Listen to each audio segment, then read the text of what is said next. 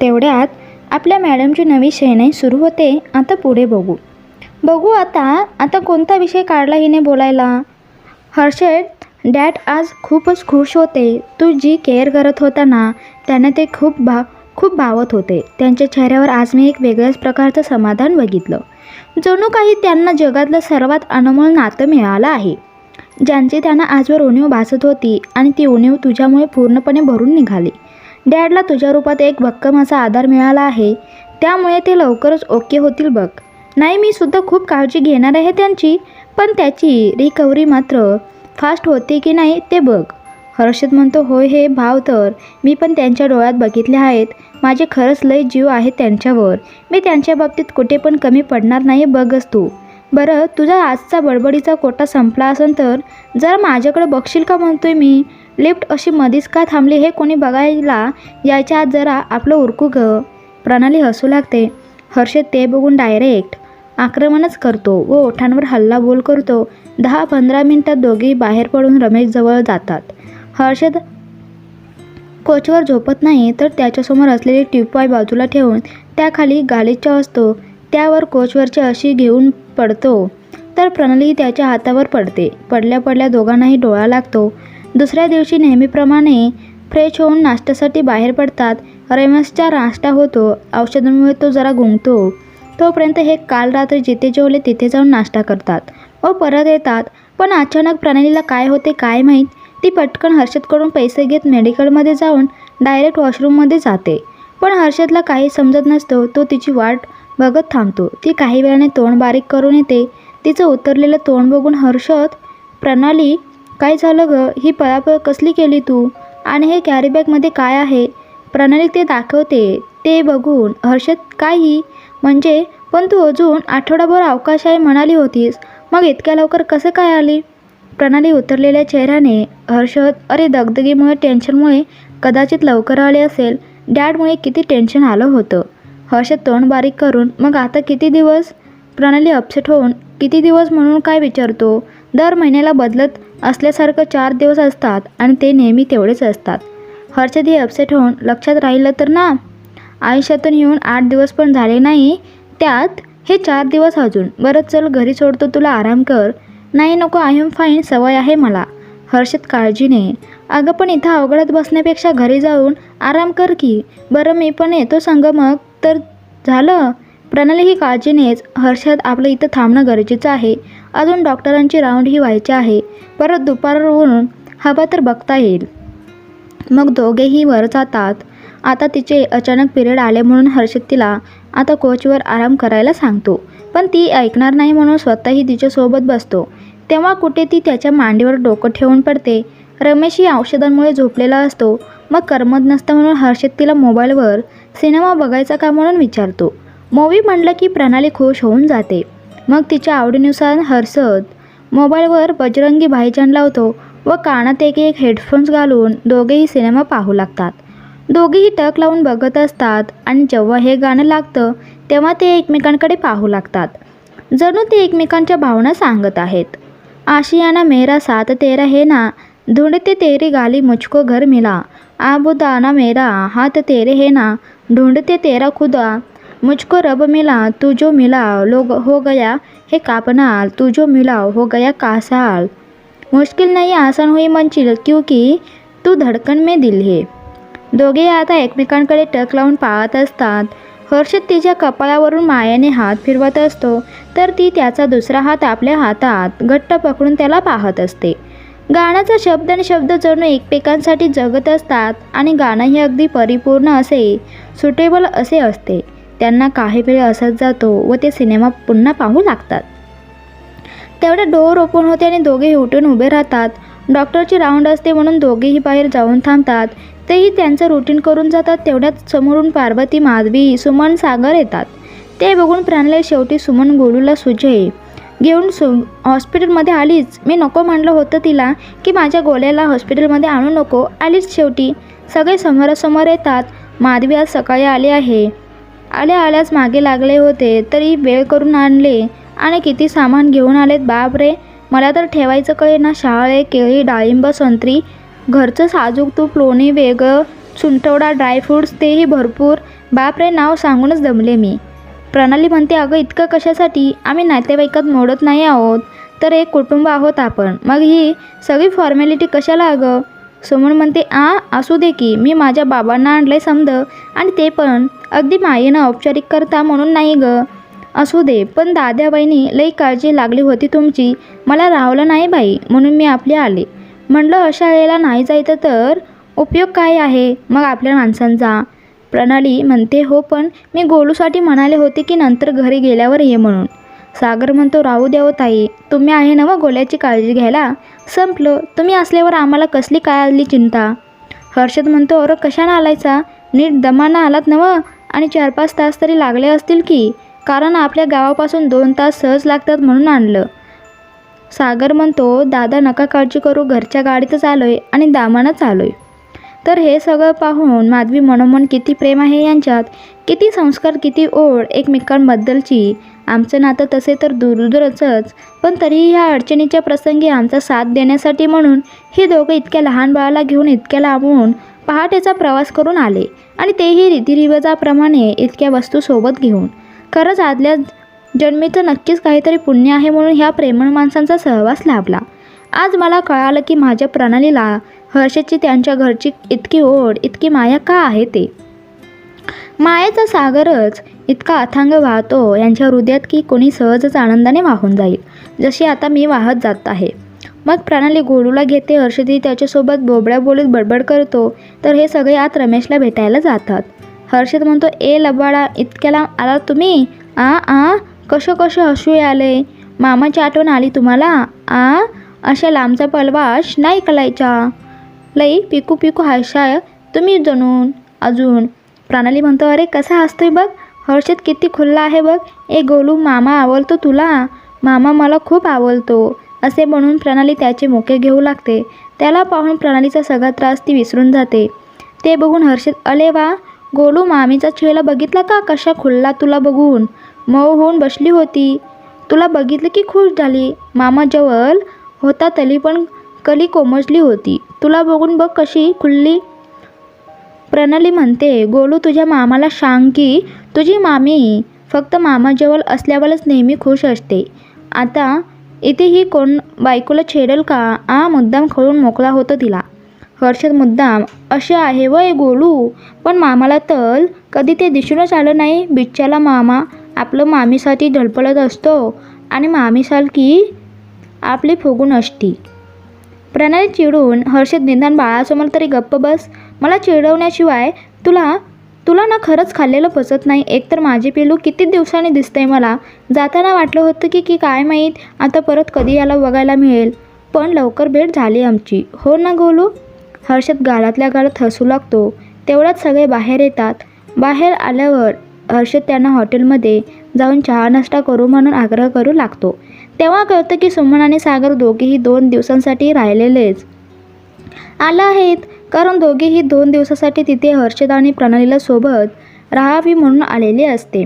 अशा दवाखान्याच्या परिस्थितीत माणसांचा आधार त्यांची सोबत जितकी जास्त असते, तितके माणूस त्या परिस्थितीतून लवकर सावरतो. आपल्या भावाला, आपल्या बहिणीला अशा परिस्थितीत आपण खमकरपणे साथ दिली पाहिजे, म्हणून त्यांनी हा घाट घातलेला असतो. आणि म्हणूनच खूप आग्रह करून ते दोघे हर्षद, प्रणाली, गोलू, माधवी, पार्वती ह्यांना घरी जायला सांगतात. कारण गोलू काय प्रणालीजवळ सुद्धा राहतो, त्यामुळे त्याची काळजी नसते. सागर म्हणतो, दादा आहो, तुम्हाला जरा साथ व्हावी म्हणून आम्ही आलो आहोत. तेव्हा गपगुमान सगळे बिंदास्त घरी जाऊन आराम करा. बघू काही लागलंच तर कळवू आम्ही तुम्हाला. आम्ही थांबू इथं, आमच्या जेवणाचं पण बघू आम्ही. तेव्हा निश्चिंत होऊन घरी जावा. विश्वास आहे ना मग आमच्यावर? आता असं म्हणल्यावर जागाच उरत नाही बोलायला, आणि सागर आणि सुमनला ठेवून सगळे घरी निघतात. माधवी हे सगळं पाहून आणखीनच इम्प्रेस होते आणि खूप सुखावते की अशी माणसांची आपलं नातं जोडलं गेलं याचा तिला अभिमान वाटू लागतो. तर हे सगळे घरी येतात. तर हॉस्पिटलमध्ये सागर आणि सुमन थांबतात. बाळामुळे घरात सगळ्यांचा दिवस कसा मावळतो ते कळतही नाही. तर सायंकाळी हर्षद नेहमीप्रमाणे हॉस्पिटलला निघतो. प्रणाली ही बाळाला घेऊन त्याच्यासोबत निघते. घरी येताना सुमनसोबत बाळाला पाठवता येईल म्हणून. तर हॉस्पिटलमध्ये पोचल्यावर सागरच हर्षदसोबत रात्री थांबण्याचा हट्ट धरतो, म्हणून प्रणाली आता जावयाचा शब्द मोडायला नको म्हणून नाईलाजाने घरी फोन करून ड्रायव्हरला बोलवून घेते आणि जड अंतकरणाने अगदी नाईलाजाने हर्षदला हॉस्पिटलमध्ये सोडून प्रणाली सुमनसोबत घरी जाते. कारण तिला हर्षदसोबत थांबायचं असते, कारण असेन तसे आणखी 4 दिवसांनी हर्षद गावी जाणार असतो, म्हणून तिला खरे तर प्रत्येक क्षण आणि क्षण हर्षदला नजरेसमोर ठेवायचं असते. हर्षदलाही खरं तर हेच हवं असतं, पण सागरची काळजी, त्याचा आपुलकीला दुर्लक्षही करून चालत नसतं, म्हणून तोही नाईलाजाने गप्प राहतो. तशी प्रणालीची होणारी घालमेल तिच्या जीवाची बेचैन त्याने हेरलेली असते, तरीही तो शांत राहतो. तशी प्रणाली घरी येते. 8 वाजत आलेले असतात. माधवीने रोजीसोबत सगळा स्वयंपाक करून घेतलेला असतो. त्या दोघी फ्रेश होऊन येतात, थोड्याफार गप्पा होतात आणि एकत्र जेवण होतात. पण ताटावर बसल्यावर प्रणालीला काही घास गिळवत नसतो, कारण माझ्या हर्षदने काही खाल्लं असेल का नाही हेच तिच्या डोक्यात घोळत असते. ती लगेच उठते. सगळे आश्चर्यचकित होतात की ही अशी का उठली म्हणून. तर ती मोबाईल घेऊन ती हर्षदला फोन लावते असं सांगून साईडला जाते. हर्षद फोन उचलतो. खरं तर तिला ढसाढसा रडावं वाटत असते, पण नंतर तिच्या लक्षात येतं की हर्षदपासून दूर होऊन फक्त 2 तासच झाला आहेत आणि आपली हालत अशी आहे. पण जेव्हा तो गावी जाईल तेव्हा आपलं काय होईल, कसे राहू आपण, ह्या विचाराने ती भानावर येते आणि फोनवर न रडता त्याला व्यवस्थितपणे बोलते, त्याची काळजी करते, गोड बोलून त्याला जेवण करून घे म्हणून सांगते आणि फोन ठेवून देते. मग चेहऱ्यावरचे एक्सप्रेशन लपून स्वतः जेवायला बसते. पण शेवटी तो हर्षद आहे त्याला प्रणालीची चुप्पी कळून येते आणि तिने गिळलेलं पाणी त्याच्या डोळ्यातून वाहू लागतं आणि तोही ते सागरपासून लपून आपल्या प्रणालीसाठी त्याच्यासोबत जे हॉस्पिटलसमोर असलेल्या हॉटेलमध्ये जाऊन जेवून घेतो. रमेशची देखरेख ही नर्स करत असते, त्यामुळे त्यांचा सगळा टाईम टेबलनुसार होत असतो. तर हर्षद आणि सागरचे जेवण होते आणि ते जरा वेळ चालत चालत गप्पा मारत पाय मोकळे करतात आणि येऊन रूममध्ये सागर कोचवर पडतो, तर हर्षद खाली गलिच्यावर पडतो. पण डोक्यात मात्र प्रणाली काय करत असेल, झोपली असेल का नसेल हा विचार सुरू असतो. मग त्याला राहत नाही व उठतो. सागरला सांगून रूम बाहेर येतो. प्रणालीला फोन करतो, ती काय करते, कशी आहे वगैरे वगैरे. पण प्रणाली मात्र ह्या वेळेला चक्क खोटं बोलते की ती बाळासोबत मस्तपैकी गप्पा मारत आहे आणि थोड्याच वेळात ती झोपी जाणार आहे. असे पहिल्यांदा झालेलं असतं की हर्षदला प्रणालीचं मन कळून आलेलं नसतं. कदाचित इथूनच प्रणालीच्या दुर्दैवी नशिबाची सुरुवात सुरू होते. तो खूप सहजच तिच्या या बोलण्यावर विश्वास ठेवतो आणि जरा सुखावतं व ते कम्फर्टेबल आहे हे कळल्यामुळं स्वतःही बिनधास्त झोपी जातो. पण प्रणाली अजिबात कम्फर्टेबल नसते, तर तिने फक्त हर्षदला त्रास होऊ नये म्हणून खुश असल्याचं पटवून दिलेलं असतं. कारण आता ह्यानंतर जेव्हा हर्षद तिला सोडून गावी जाणार असतो तेव्हा तिला हर्षदशिवाय राहता आलं पाहिजे, म्हणून तिने ही सुरुवात केलेली असते. पण प्रणालीला हे माहीत नसतं की तिची ही सुरुवात पुढे जाऊन तिच्या शरीरावर घात करणारी, जीवावर बेतणारी ठरेल. तिचं हर्षदवरचं असलेलं अतिप्रेमच पुढे जाऊन तिच्यासाठी घातक ठरणार आहे. कारण ही एका भयानक वादळापूर्वीची शांतता आहे जी पुढे जाऊन प्रणालीला खूप खूप त्रासदायक ठरणार आहे. आणि सगळ्यात विशेष म्हणजे निष्पाप प्रणालीची ह्यात चुकी काहीच नसणार आहे आणि हर्षद असूनही तिच्यासोबत नसणार आहे. तो पाहूनही अंधळा होणार आहे, समजूनही तिच्याकडे पाठ फिरवून घेणार आहे, हे नक्की. पण कसे शक्य आहे? प्रणाली तर हर्षदचा आत्मा आहे, श्वास आहे, पण त्याला अजून खूप उशीर आहे. आता तर त्या संकटाचं पणच रोवले गेले आहे. त्याचं झाड रूपी पडसाद उमटायला अजून बराच कालावधी आहे. पण सुरुवात मात्र झाली आहे. या विरहानंतर ते खूप छान पद्धतीने एकत्र येणार आहेत, पण त्या संकटाची चावल मात्र या विरहातच लागली आहे. असो, आता भविष्यकाळाचा विचार न करता आपण हर्षद आणि प्रणालीचा वर्तमान पाहूया. हर्षद या विश्वासाने झोपी जातो की प्रणाली ही रडत न बसता व्यवस्थित आहे आणि तीही झोपणार आहे. पण प्रणाली मात्र आपल्या बेडरूममध्ये सुमनसोबत वरवर आनंदाने बडबड करते. शेवटी सुमन आणि भाऊ झोपी जात, तर ती मात्र TV बघते असंच दिसावं म्हणून TV समोर येऊन मोबाईलवर हर्षदचे फोटो बघत डोळ्यातून न राहून पाणी काढत त्याच्या आठवणीत झुरत बसते. शेवटी रात्री 3ला तिला न कळत डोळा लागतो. इतके उशीर झोपूनही प्रणाली मात्र सकाळी 6ला उठते, कारण तिला वाटत असते की सगळं लवकर आवरून हॉस्पिटलमध्ये लवकर जावं. पण होते उलटच. सकाळी नाश्ता झाल्यावर सुमन आज घरात थांबणार असते. आता सुमनला एकटीला सोडून कसे जायचं हा प्रश्न तिच्या मनात उभा राहतो. तर तेवढ्यात पार्वती आणि माधवी दोघेही तयार होऊन प्रणालीला घरात बस असे सांगून हॉस्पिटलला निघतात सुद्धा आणि शेवटी नाईलाजाने प्रणालीला घरातच थांबावं लागतं. फोन लावून हर्षदला तरी घरी लवकर ये म्हणावं असा विचार ती करत असते, पण सुमनला तिच्या सासरचा कॉल येतो म्हणून ती गोलूला प्रणालीकडे सोपवून निवांत गप्पा मारत बसते. तिला बाहेर जाऊन पर्सनली हर्षदशी बोलायचं असतं, पण आता त्या बाळाला सोडून तिला हलताही येत नसतो. हॉस्पिटलमध्ये पार्वती आणि माधवीला पाहून हर्षदची नजर प्रणालीला शोधत असते, पण ती सुमनसाठी घरी थांबल्याचं त्याला कळतं. मग जरा त्याचाही चेहरा उतरतो. सागर आणि सुमन हे खरं तर निष्पाप मनाने त्याच्या मदतीला आलेले असतात, पण न कळत आज ते पण हर्षद आणि प्रणाली दुराव्याचं कारण ठरतात. तसे माधवी हर्षद आणि सागरला घरी पाठवून देते. तेही घरी जातात.